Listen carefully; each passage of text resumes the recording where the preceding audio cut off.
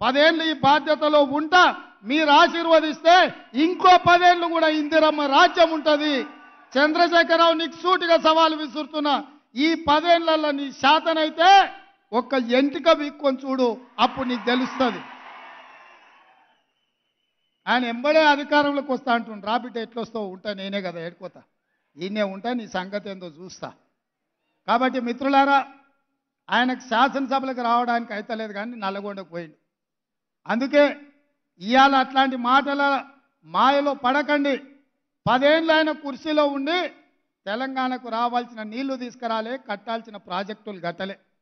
10 ఏళ్ళు చేయలేని పని 60 రోజుల్లో అన్ని సమస్యలు పరిష్కరించుకుంటూ ముందుకెళ్తున్నాం. ఇవాళకి 69 రోజులు అయింది, ఏం చేయలేదు అప్పుడే ఈ ప్రభుత్వం అని ఇవాళ మమ్మల్ని శాపనార్థాలు పెడుతున్నాడు.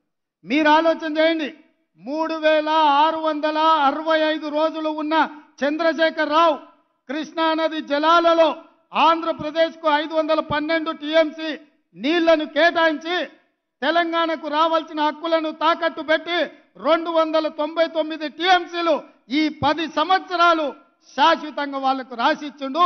10 ఏళ్ళు ఆయన రాసిస్తే నేను వచ్చిన 10 రోజుల్లోనే ఆ నీళ్లు తేలేదని నన్ను తిడుతున్నాడు. ఇవాళ మీరు చెప్పండి, ఆయన సంతకం పెట్టడమే ఇవాళ గుదిబండగా మారింది. ఆయన శాత కాకపోతే ఏం చేయకుండా పక్కన పడేసి ఉంటే నేనే కొట్లాడి ఇవాళ నీళ్లు తెచ్చటోని. ఇవాళ నువ్వు పెట్టిన సంతకాలు మా పాలిట గుదిబండగా మారినాయి, తెలంగాణ రైతుల పాలిట మరణ శాసనంగా మారింది.